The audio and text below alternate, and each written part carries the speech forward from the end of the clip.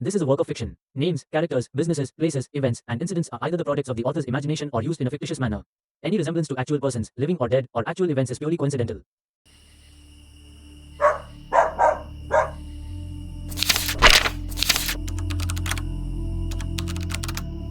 To the editor, BBC World Service, London.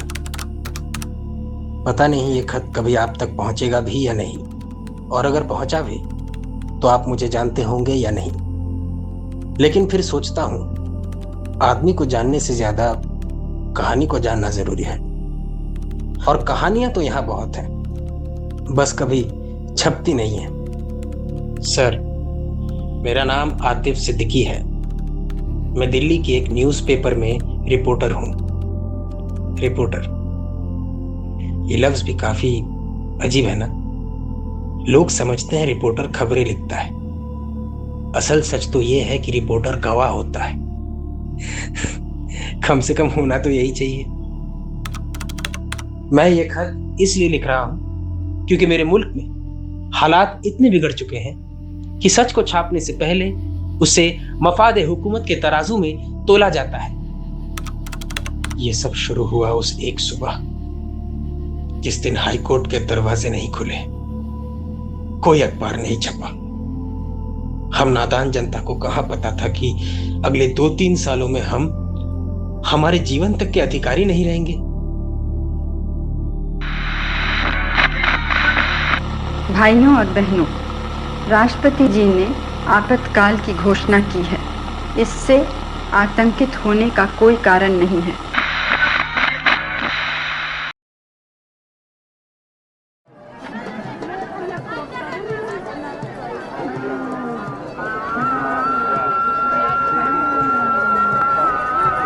अरे अरे अरे, बाप रे बाप, ये मेरी आंखें खराब हो गई है या वाकई हुसैन मियां जलेबी की जगह समोसे तल रहे हैं? तुम्हारी आंखें खराब हो जाए तो मोहल्ला चैन की सांस ले। अरे नहीं, सच में पूछ रहा हूँ। पिछले 20 साल में मैंने तुम्हें इतनी सुबह समोसे तलते तो नहीं देखा। जरूर हमारे रिपोर्टर साहब तशरीफ ला रहे होंगे। हाँ, अरे पहले बताना चाहिए था ना, मैं तो खाली हाथ आ गया। बेशक बेशक, अगर आपको पहले बताया होता तो न जाने कितनी खिदमत कर देते आप हमारे आतिफ की। अरे भाभी, आप भी आ गई। देखिए आजकल घर के लोग मेरी कितनी बेइज्जती कर रहे हैं। देखिए, लो चाय पियो और जबान को थोड़ा लगाम दो।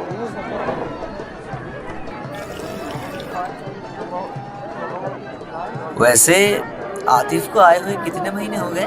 5 महीने। 4 5। अच्छा भाई, 5। बेटे की याद में हिसाब भी भूल गए क्या? हाँ?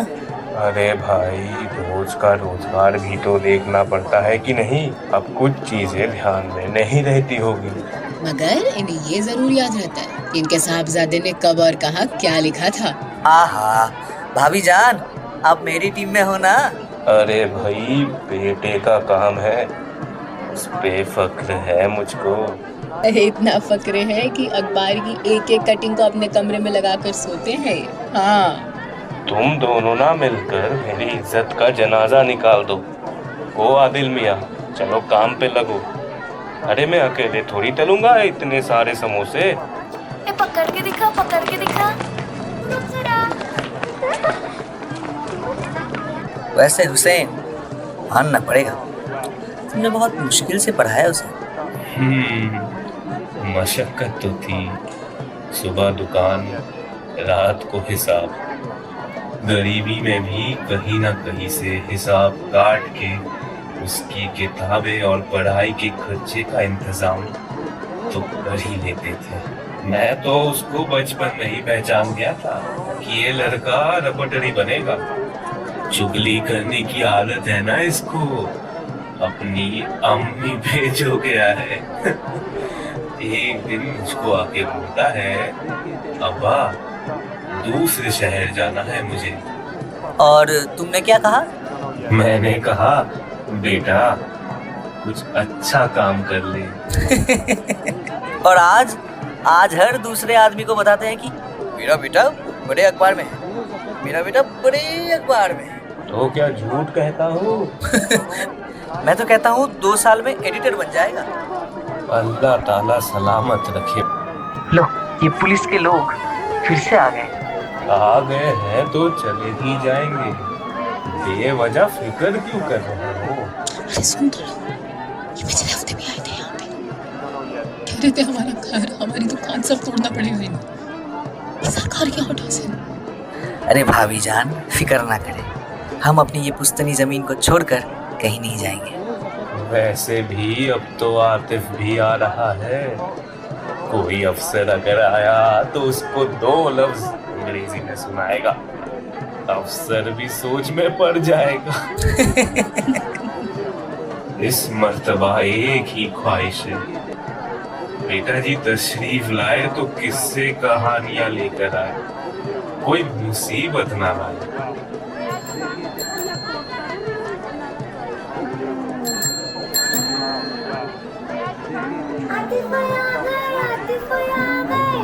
अरे जरा आहिस्ता, मुझे गिराओगे क्या? आतिफ, मेरे बच्चे। अम्मी। हम भी खड़े हैं यहाँ।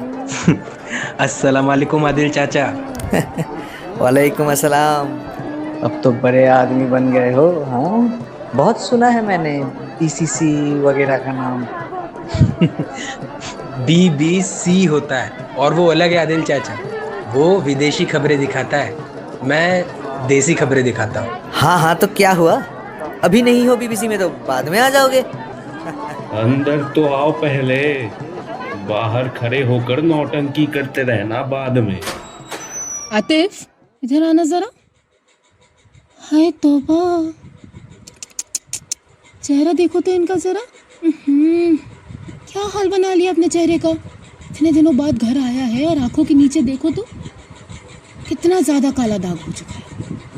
वहाँ खाना पीना खाते हो कि नहीं, या सिर्फ अखबार खाते हो? हाँ अम्मी, ये जर्नलिस्ट की निशानी है। कोई निशानी विशानी नहीं है। जरा तशरीफ तो फरमाने दो लाड साहब को, अभी से खातिर नवाजी करने लगी। तो आतिफ बता, बड़े शहर में कैसा चल रहा है? कोई फिल्म स्टार नेता मिला क्या? चाचा, रिपोर्टर नेता के पास जाता है, नेता रिपोर्टर के पास नहीं आते। अरे तुम्हारे पास जरूर आएंगे, तुम कोई आम रिपोर्टर थोड़ी हो, हुसैन के बेटे हो। भला हमसे क्या लेना देना उन्हें, वो तो बड़े आदमी बन गए हैं अब। वाह, देखो इसको, बेटा फेमस हो रहा है और ये मुंह बना रहे हैं। हाँ। मैंने कब मुंह बनाया? अरे ये चाय कब आएगी? अरे आ रहे हैं, और साथ में मेरे आतिफ के मनपसंद गर्मा गर्म समोसे भी ला रही हूँ मैं। यार आतिफ, सच्ची बता, जब वहाँ जाते हो तो खाते कहाँ हो? एक ढाबा है ऑफिस के पास, मास्टर जी का, बहुत सस्ता और अच्छा खाना देते हैं। कभी जेब खाली हो तो उधार भी लिख देते हैं। जेब खाली रहती है मतलब? नहीं अब्बा, वो तो बस। तनख्वाह का क्या हिसाब है? इतने बड़े अखबार में काम करते हो फिर भी। अब अब्बा, रिपोर्टर का मतलब ये थोड़ी है कि तिजोरी भर जाएगी। तो क्या मतलब है? हम सोचा करते थे कि बेटा। अब्बा, मैं ठीक हूँ सच में। हुसैन भाई, पहले समोसा खत्म करो फिर हिसाब करना। ठीक है। अब्बा, आपने वो पुरानी उर्दू की शायरियों की किताब अभी रखी है? मैं वो लेकर जाना चाहता हूँ इस बार।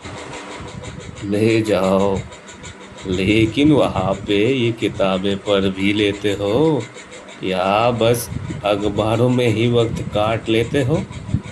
पढ़ा करता हूँ। अब्बा, एक शेर सुनोगे? जनाब फैज़ अहमद फैज़ ने लिखा था, बोल की लब आज़ाद हैं तेरे, बोल ज़ुबान अब तक तेरी है, तेरा सुतवां जिस्म है तेरा, बोल के जान अब तक तेरी है।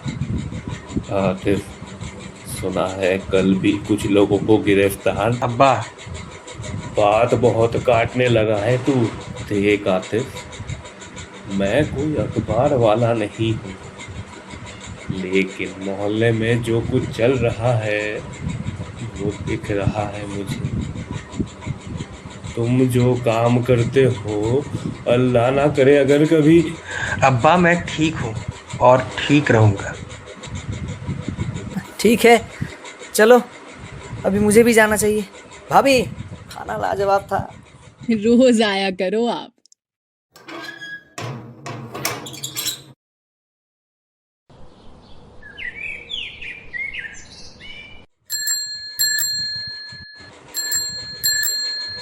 अरे भाई आ रहा है।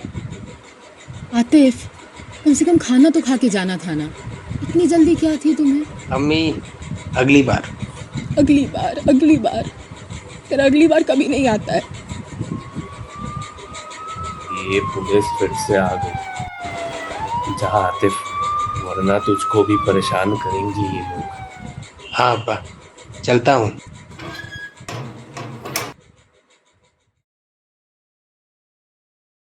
कृपया ध्यान दीजिए, गाड़ी संख्या 049444 साहिबाबाद दिल्ली बसु आनंद विहार नई दिल्ली के रास्ते साहिबाबाद से आने वाली।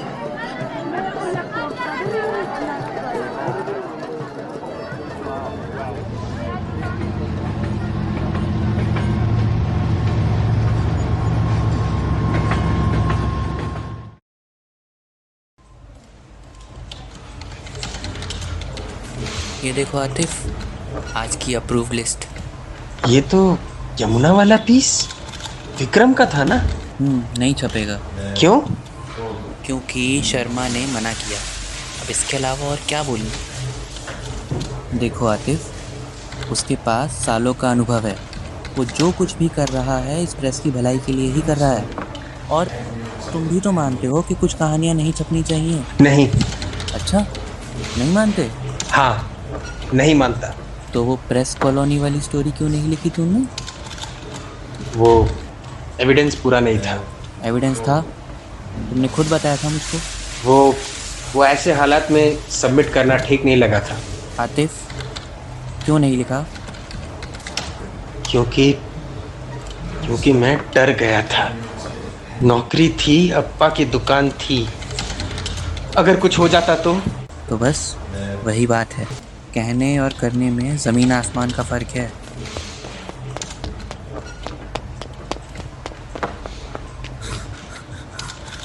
आतिफ भाई, यहाँ हो।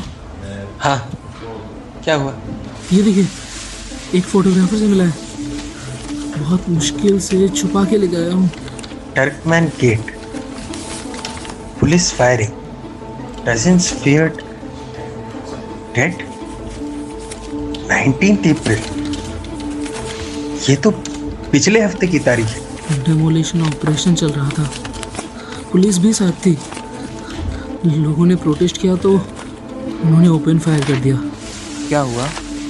Civil casualties. इतनी बड़ी बात हो गई, किसी अखबार में खबर क्यों नहीं आई? मैं अभी कुछ दिन पहले ही तो वहां था, सब ठीक ही तो था। आतिफ भाई, आप? राघव, वो सुबह वहां थे, वो सब मैं देख के आया हूँ। अम्मी चाय बना रही थी, अब्बा समोसे, आदिल चाचा भी थे। उनका कोई नंबर? मैं ढूंढता हूँ अभी। नहीं, तुम बैठो, कोई लाइन नहीं मिल रही है अभी इन हालातों में। राघव, एक हफ्ता हो गया यार। राघव, ये खबर किसी अखबार में क्यों नहीं आई? ये स्टोरी है, ये पूरी स्टोरी है। क्या हुआ, कैसे हुआ, इतना कुछ हो गया, किसी ने नहीं लिखा। मैं लिखना चाहता हूं, ये मैं लिखूंगा इसको। आतिफ, तुम? मैं ठीक हूं, ठीक नहीं हूं, लेकिन ये लिखना जरूरी है। पुलिस ऐसा कैसे कर सकती है? नहीं, अगर अखबार में नहीं आएगा तो किसी को कैसे पता चलेगा? ऐसे नहीं चल सकता ये। आतिफ, थोड़ा रुको और शांति से सोचो। अरे क्या सोचूं? वहां कई बेगुनाहों की मौत हुई और उनमें मेरा खानदान भी शामिल था। और मैं एक रिपोर्टर होकर भी खुद को इस बात से आज रूबरू हो रहा हूं, राघव मेरा खानदान नहीं रहा। और मुझे एक हफ्ते बाद यह पता चल रहा है, इतने लोगों की जान चली गई। मैं जानता था उनको, बगल वाले चौल की खाला, वो कबाब वाली दुकान के मुस्तफा चाचा, आदिल चाचा, अब्बू, अम्मी। आतिफ, क्या तुमको सच में लगता है वो शर्मा ये सब छापने देगा? वो छापेंगे, क्यों नहीं छापेंगे? लोग मरे हैं, यही तो न्यूज़ है, इसको तो जरूर छापेंगे। तुम लिखना शुरू करो।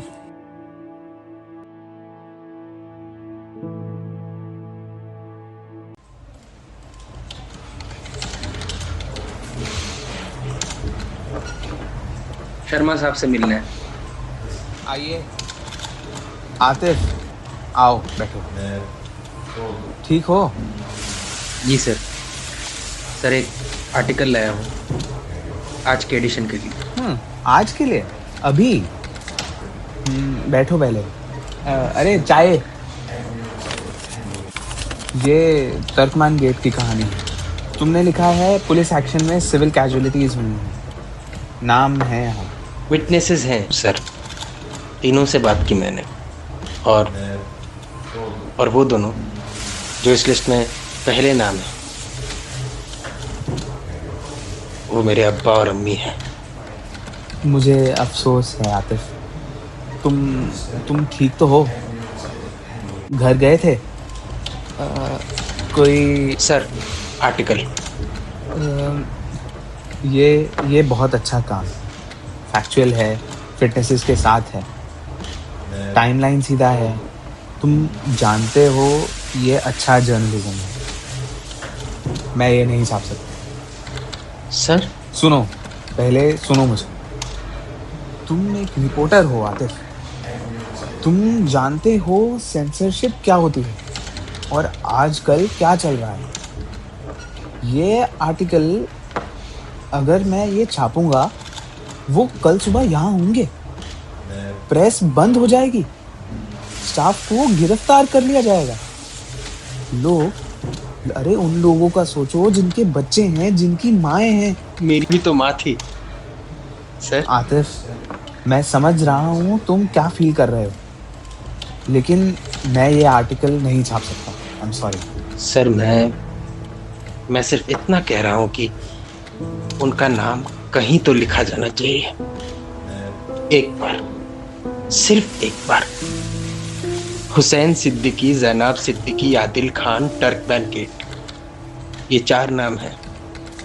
इतनी सी जगह मांगता हूँ, एक कॉलम, आधा कॉलम, कुछ भी, सिर्फ इतना कि कोई पढ़े और जाने कि ये लोग थे, कि इनकी मौत हुई।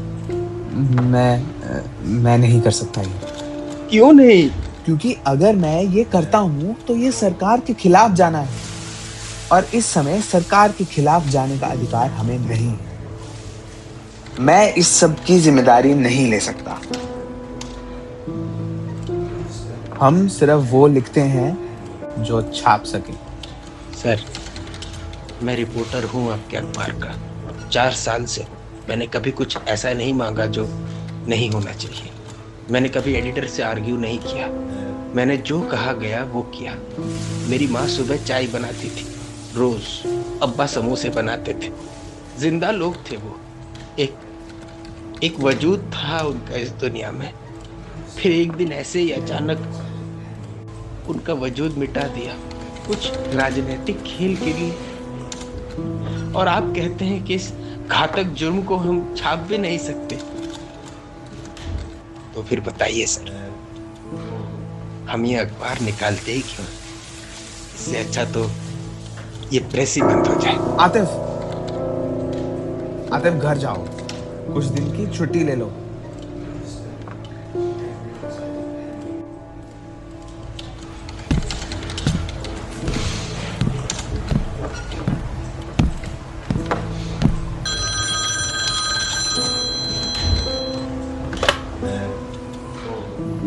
काम करो।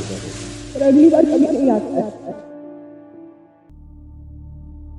इस साल अप्रैल और मई के बीच दिल्ली के टर्कमैन गेट इलाके में एक डेमोलिशन ड्राइव का ऑपरेशन चला। ऑपरेशन के खिलाफ जब लोगों ने आवाज उठाई तो उसको असहयोग करार करके पुलिस ने मासूम लोगों पर ओपन फायर कर दिया।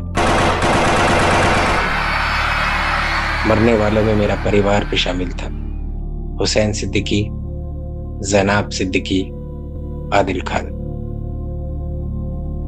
जनाब, जलेबी ज्यादा पक गई क्या? नहीं, बिल्कुल ठीक है, तुम बस खाओ।